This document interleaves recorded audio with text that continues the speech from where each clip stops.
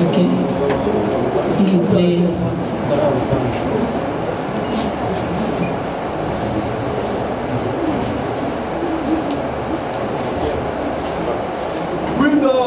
Oh, bravo, bravo, bravo.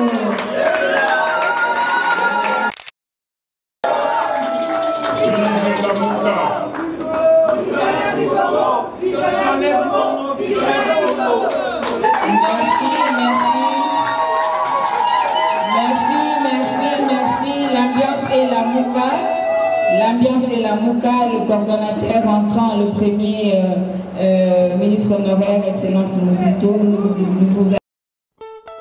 Pour vos impressions de qualité, Logic Print est prêt à vous offrir les meilleurs. Nous imprimons sur t-shirts, bâches, casquettes, tasses, cartes de visite et de services et autres.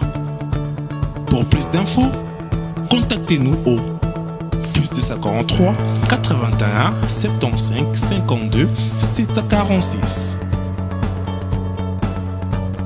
Notre adresse: avenue Colonel Ebeya, numéro 1060, référence Assemblée provinciale, Kinshasa, Gombe.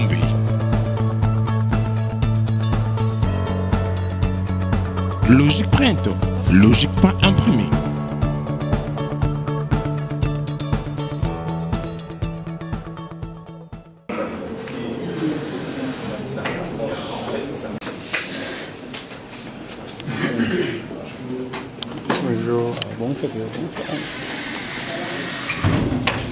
C'est bon, ça capte bien. Vous pouvez vous asseoir.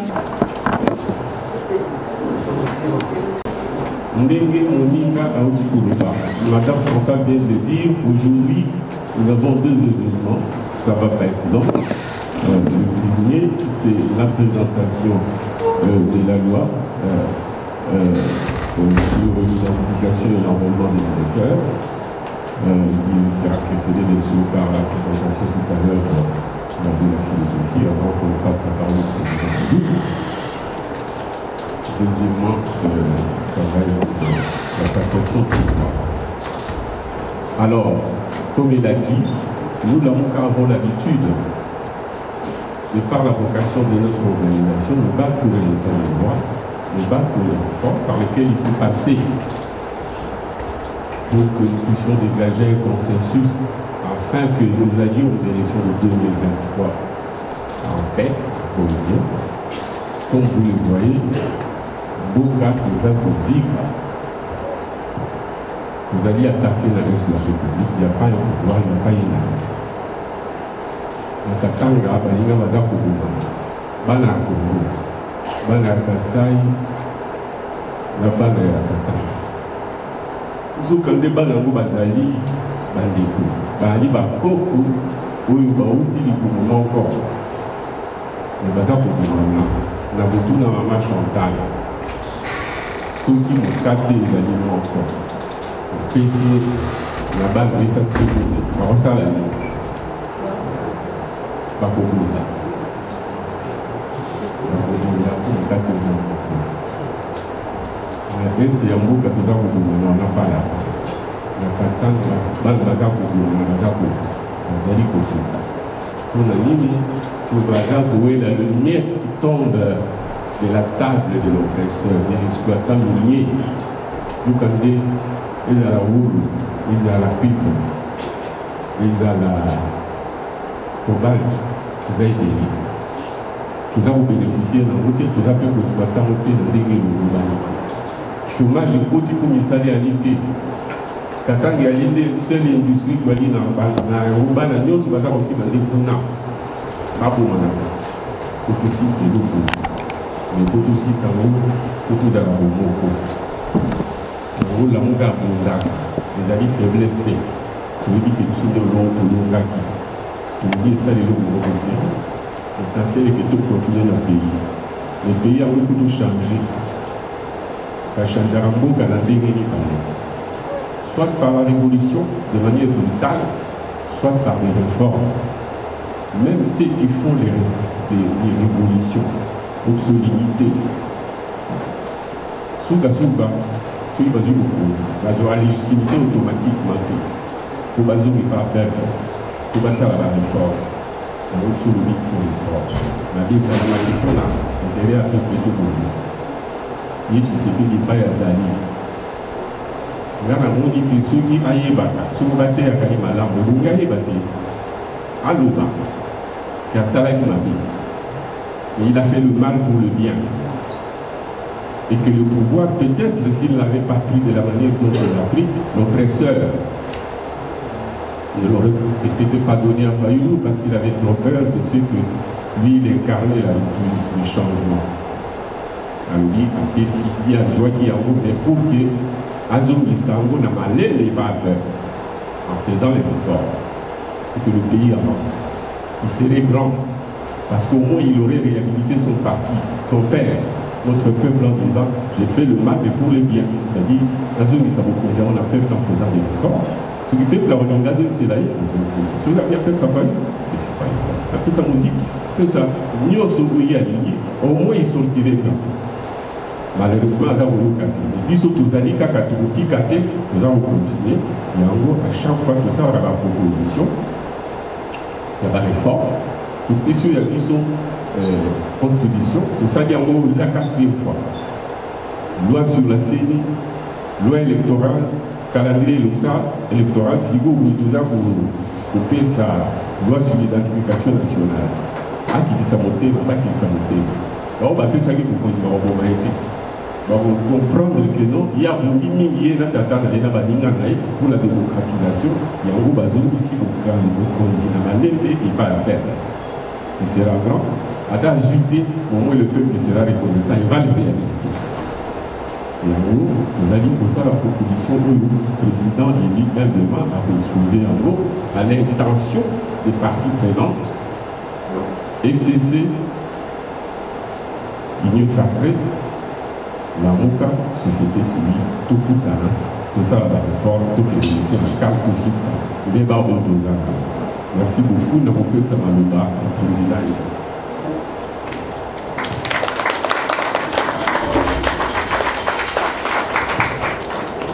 Merci beaucoup, merci Premier. Chers amis, messieurs, dames, nous allons présenter cette proposition de réforme. Comme on vous l'a dit, nous avons déjà présenté la réforme sur la loi portant organisation et fonctionnement de la CENI.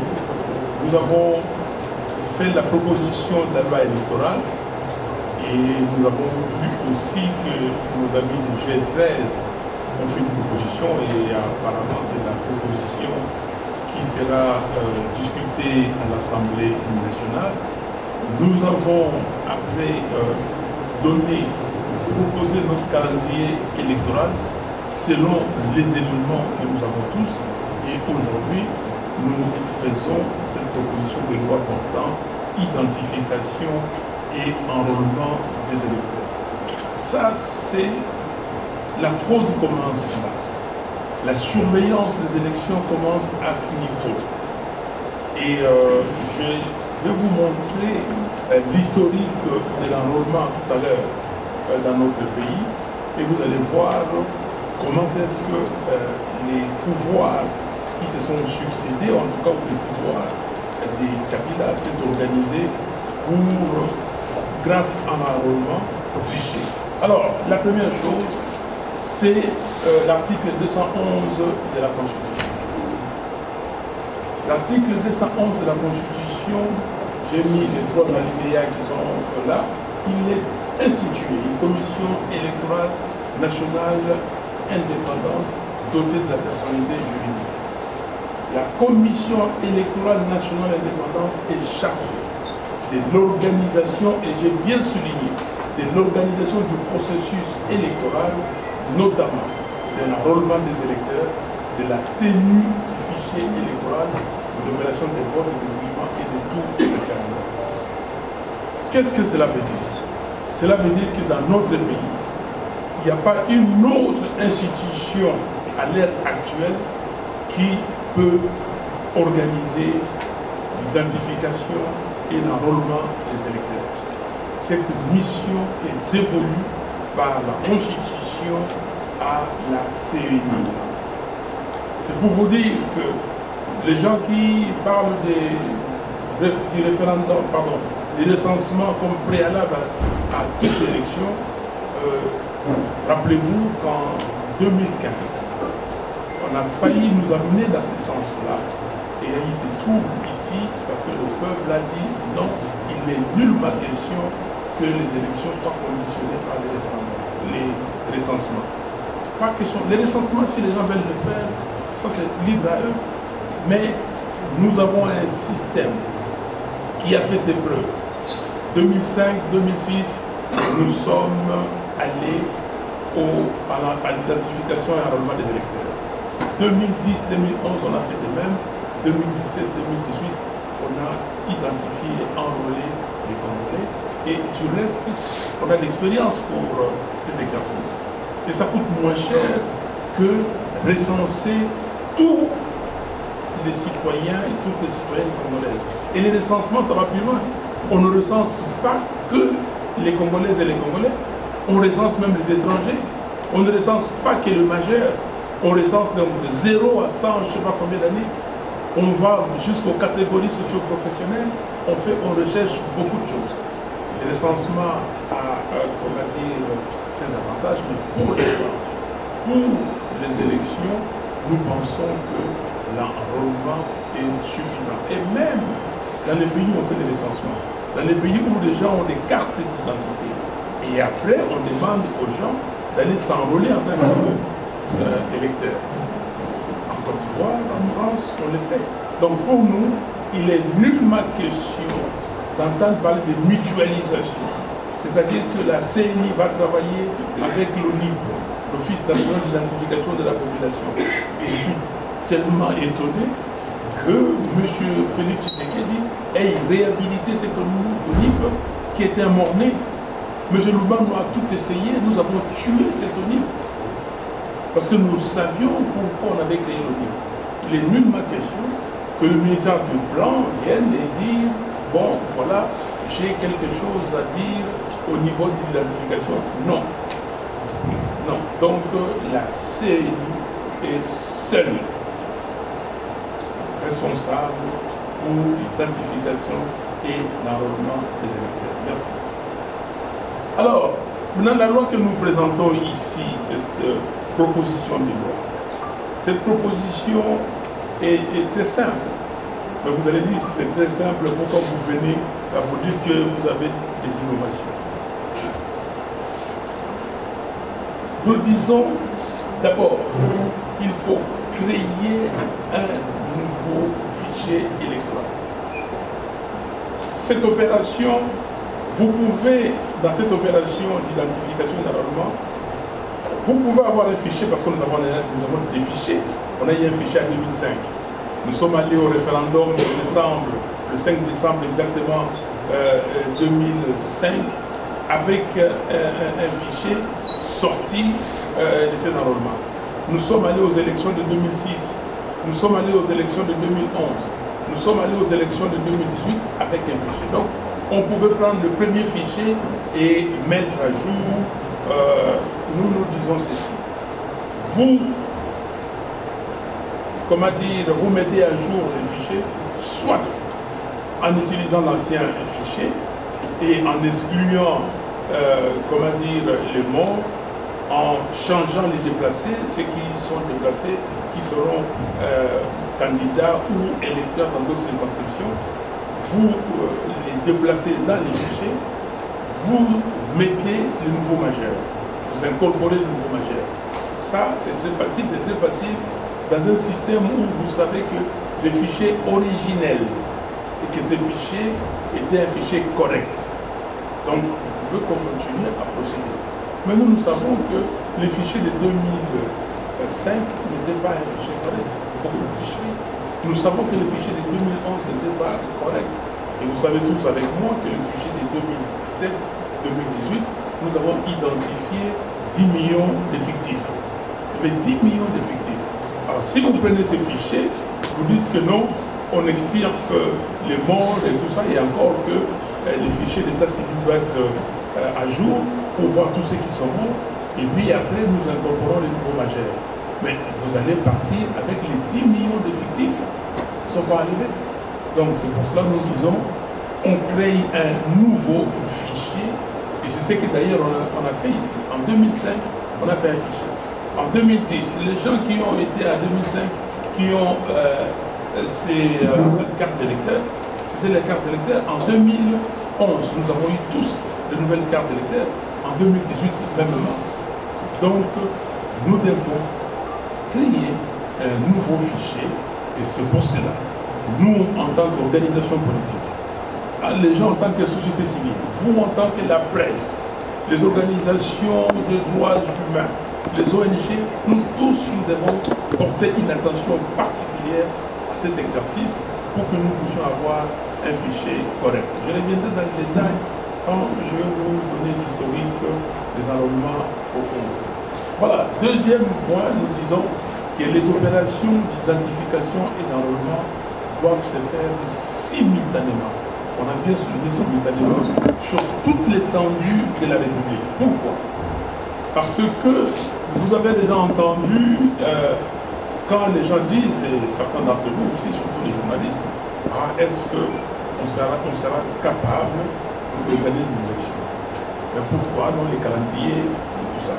Monsieur Nanga est venu avec cette affaire de dire que l'enrôlement s'est fait en pas moins de 16 ou 18 mois. Qui vous dit ça?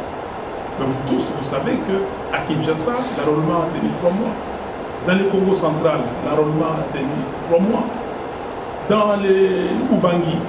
Mais qu'est-ce que M. Nanga a fait pour tirer en longueur? Il prend l'équipement, il prend le personnel et il voulait dans le Congo central. Il dit que bon, on commence par le Congo central. Première ère. On commence par le Congo central et puis 3 mois. 3 mois, ils ont terminé. Nous autres, nous pensions que dû certainement au manque d'équipement et du personnel, après on va transporter cet équipement ailleurs et le personnel. Mais il a terminé, on a laissé les équipements, jusqu'aujourd'hui c'est là-bas au Congo central. Chaque matériel a été utilisé pour un bureau, pas pour plusieurs bureaux. Chaque personnel était dans son bureau. On n'a jamais déplacé le matériel, on n'a jamais déplacé les personnels. Ils sont partis à Guadeloupe, ils sont partis au nord du Bangui, ils ont commencé. 3 mois, pas fini à toutes les provinces de l'Ubangi. 3 mois après, ils changent, ils ont appelé ça opération donc RFE, révision du fichier électoral par air. Donc 3 mois, 3 mois, 3 mois, et c'est ça qui nous a amené à 16 et 18 mois. Mais nous sommes capables, au même moment, et vous l'avez vu d'ailleurs dans notre calendrier, parce que nous l'avons déjà mis dans les calendriers électoraux, l'opération, et dans les calendriers, on a donné 5 mois. 5 mois, sur toute l'étendue de la République, en 5 mois, on fait les fichiers, on travaille pendant 1 mois pour élaguer, on publie, et puis les gens regardent, on corrige, on fait les contentieux, c'est tout ça, c'est dans les calendriers, on vous a expliqué, on fait les contentieux, on republie, et puis après, on amène ça pour l'audit du fichier électoral. Mais nous disons aussi, dans cette opération d'identification et d'enrôlement, les rôles des observateurs ou de l'observation en général doit être renforcé. En tout cas, dans cette proposition de loi, nous avons renforcé ces rôles. Nous avons dit que l'observateur est là pour s'assurer que les opérations se font correctement et que son avis peut altérer la crédibilité des processus électoraux. Donc, les observateurs doivent être accrédités, nous l'avons dit. Si l'observateur n'est pas accrédité, comme la fois passée, on a refusé beaucoup d'observateurs parce qu'on ne voulait pas qu'ils voient ce qui se passait là. Et dès que l'observateur a introduit sa demande pour être observateur, et il a un accusé de réception, un temps, nous avons donné un délai. Si ce délai est passé, l'observateur est d'office accepté et il peut aller dans le bureau d'enrôlement. Nous disons au 4e point que la publication du fichier électoral provisoire dans les centres d'inscription et sur le site web agrégé par centre est obligatoire. Donc il nous faut, quand on termine l'opération d'enrôlement, d'identification d'enrôlement, il faut que dans chaque site, dans chaque centre d'inscription, on publie. Comme ça, les gens qui sont à côté, moi j'ai été me faire enrôler dans par exemple à la télé de la Corée, peuvent surveiller, peuvent regarder, ah, je vois certains noms qui ne sont pas d'ici, et je peux aussi porter plainte, parce que tout le monde peut porter plainte pour dire que non, le fichier contient des gens qui ne sont pas congolais. Nous disons aussi et surtout que l'audit du fichier électoral n'est pas facultatif. L'audit doit être obligatoire et nous avons mis les caractères obligatoires. Et rappelez-vous, en 2011, nous avons institué ce qu'on avait appelé le jeudi serveur. J'étais là avec Jacqueline Chapani et avec notre ami Lissanga Ponganga et les autres, et nous étions tous les jeudis sur les boulevards ici, on faisait des marches pour réclamer l'audit du fichier électoral. On l'a pas eu. On a eu des camps, on était 4-4. Dans un camp, il y avait 4 personnes, si ma mémoire est bonne. Il y avait M. Minapo, M. Kalombo, Francis Kalombo, et comment il s'appelle, c'est lui, il est maintenant juge à la Cour constitutionnelle. Pardon? Non, pas en tout. Il était président de BAJ. Okona. Voilà. Et moi j'étais là avec, comment il s'appelle, Mbake et Pati Katanga et Lissanga pour faire cette audit du fichier électoral. On nous a traîné dans la cour et rappelez-vous le 24 octobre 2011, comment je me suis fait tabasser par la police comme une poisson pourrie devant la poste de Kinshasa. Donc, pour nous, il faut qu'il y ait l'audit du fichier électoral. Et l'audit du fichier électoral que nous avons conduit en 2018, rappelez-vous, parce que il y a des gens qui ont dit, ah oui, Fayulu, vous connaissez Toto, parce que c'est la dynamique de l'opposition qui avait envoyé M. Toto pour auditer. Oui, nous avons envoyé M. Toto. Nous avons insisté pour l'audit et nous avons eu cet audit. Par notre insistance, nous avons eu l'audit et dans un premier temps, M. Nanga nous a envoyé une lettre en disant 3 sociétés civiles, 3 majorités et 3 oppositions. Et à l'époque, on passait par les normes. Les 3, on a dit bon, l'UDPS envoie, les MNC envoient et l'UNC. Donc les 3 envoient. Et puis nous avons réclamé. Nous avons continué à réclamer, nous avons dit à la CNI, donnez-nous 5-5. Parce que ensemble, et nous, dynamique, on n'était pas les premiers. On nous a donné maintenant les 2. Et les 2, comme c'est moi au niveau de l'opposition tout entière, qui était comment dire, à la manœuvre, et les amis des Aprodec, on travaillait avec eux, c'est-à-dire, amis Aprodec, on dit, mais écoutez, les 3 qu'on a envoyés, ils n'ont pas telle compétence. Mais M. Toto m'a dit, M. Toto, qui est membre de l'UDPS, qui travaille aux États-Unis, il connaît cette technique-là, donc il peut déceler la tricherie. Donc, vous, dynamique, si vous pouvez prendre ce monsieur, donc nous sommes ensemble, et c'est comme ça que j'ai envoyé au nom de la dynamique le nom de M. Toto comme membre qui devait nous représenter pour l'audit du fichier électoral. Malheureusement, il n'est pas venu et il a dit qu'il n'a pas pu se libérer dans sa société, de sa société là-bas aux États-Unis. Il nous a envoyé un nom de quelqu'un ici. On a essayé avec ce monsieur et puis on l'a mis de côté finalement et nous avons pris un démographe et grâce d'ailleurs à lui et aux autres que nous avons décelé les gens qui étaient sans empreinte et les gens qui n'avaient pas toutes les empreintes, dont les 10 millions d'effectifs que vous connaissez. Donc, l'audit est très très important pour nous permettre de savoir si l'opération ou les opérations d'identification et d'enrôlement ont été conduites correctement, s'il n'y a pas d'effectifs. Et rappelez-vous, dans ces fichiers de 2017, 2018, ces fichiers, il y avait 46 500 000 électeurs. Je vais revenir après les mois. 46 500 000. Dans les 46 millions, on a fait des bruits, parce qu'on travaillait, on suivait ça de près. Quand on a fait des bruits, c'est passé dans vos chaînes, des radios, des télévisions, et puis M. Nanga s'est fâché. S'est fâché, il a commencé à corriger. Et il corrige, dont les fichiers passent de 46 500 à 40 300.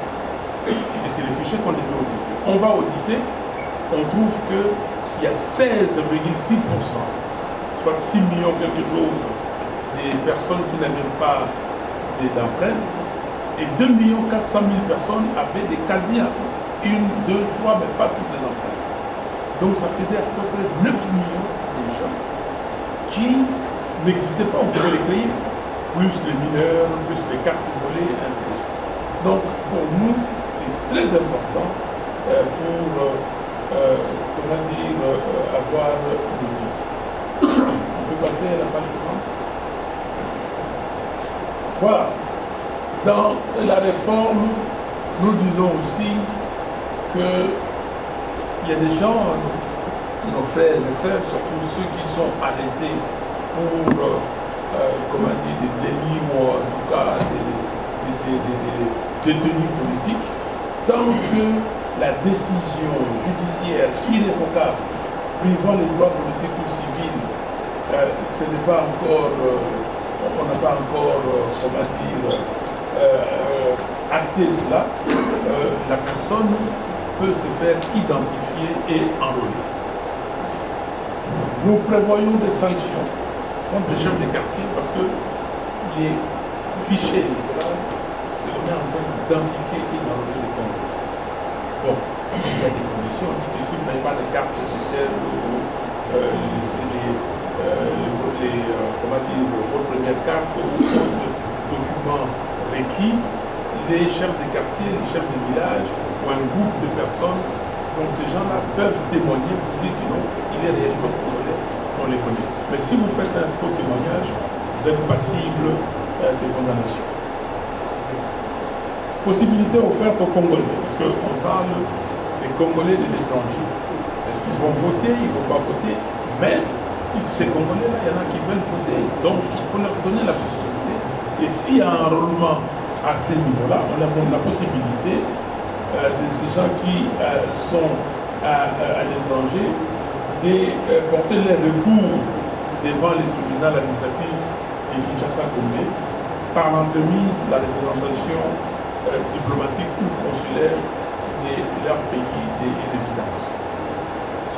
Voilà les points majeurs des réformes et le reste on pourra discuter. Mais je vais maintenant terminer pour vous montrer l'étape. C'est très petit, je ne sais pas si vous allez l'avoir, mais c'est quand même le pointeur, est-ce que je l'ai? Je n'ai pas essayé de trouver les 31 millions qu'on n'a jamais trouvé quand on faisait la cartographie et la révision du fichier en 2011. Mais en 2017, pardon, la CENI a prévu, ça c'est les prévisions, a prévu qu'on devait avoir 41 millions. Mais les 41 millions, on a enlevé 46 millions. 46 millions 500 comme je vous disais. Dans les 46 millions, quand on a fait l'audit, on a tout nettoyé, nous sommes arrivés à 40 296 387. Mais quand la CENI a envoyé les résultats au Parlement pour faire la loi sur la répartition des sièges, on a vu que ces chiffres ont changé, je ne sais pas. Moi je les mets toujours ici pour être cohérent. Tout ça, c'est dans les documents. Donc, c'est officiel. Les chiffres, c'est officiel. Donc, et alors, donc, ils ont envoyé. Et ça vous a donné, comment dire, la répartition des sièges. Mais je vais... il est où? Parce que est-ce qu'on peut réduire ça un peu pour avoir... Est-ce qu'il y a la partie densité là-bas? Voilà. Mais, comme ça se voit, on peut réduire ça. La taille pour que tout le tableau se voit en une fois. C'est que je suis en train de vous démontrer ici. L'importance de l'environnement. C'est extrêmement important. Kinshasa ici, j'ai mis, pardon, excusez-moi, là,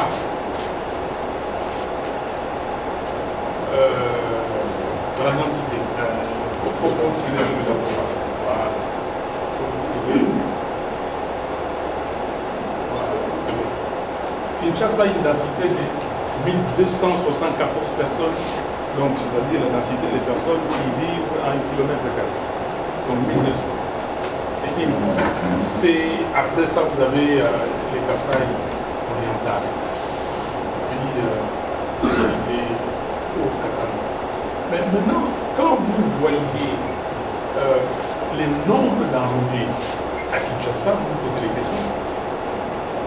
Vous posez des questions. En 2017, il y avait 12 691 000 personnes vivant à Kinshasa. Ça, c'est des chiffres officiels. Je travaille sur des chiffres officiels. Vous pouvez, c'est là. Vous avez annuel statistique 2017. Vous allez là-bas. C'est officiel, produit par l'INS, Institut national de la statistique, en collaboration avec le ministère du Plan et le PNUD de soutien. Et je regarde aussi les chiffres des NFPA, l'Agence nationale des Nations Unies pour la population, et les autres organisations. Donc, Kinshasa avait 12 millions de personnes.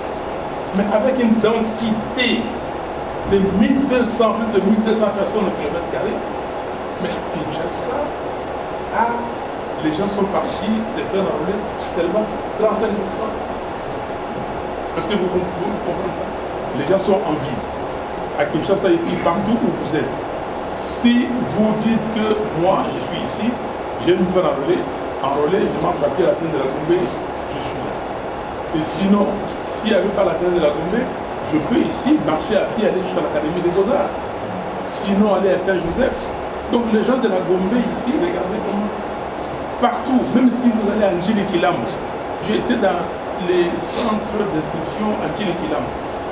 Il y a des centres, les gens votent parce que c'est une zone, comme vous dites ici, semi, comment dire, urbaine.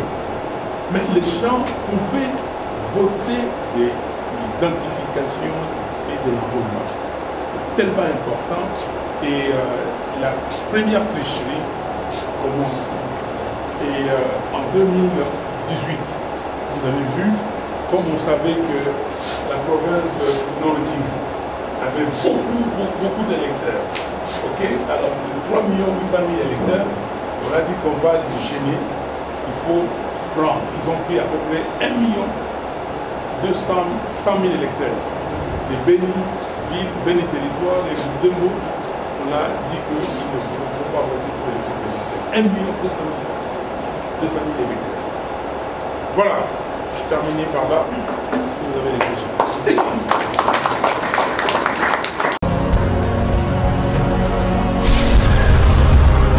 Correcteur News TV, Awande correction, il y a news tout. Donc Awande, on assure quoi. Suivez Correcteur News TV pour avoir toutes les informations crédibles et fiables. Correcteur News avec Yemoko Rachou. Rachou, la caramel, check.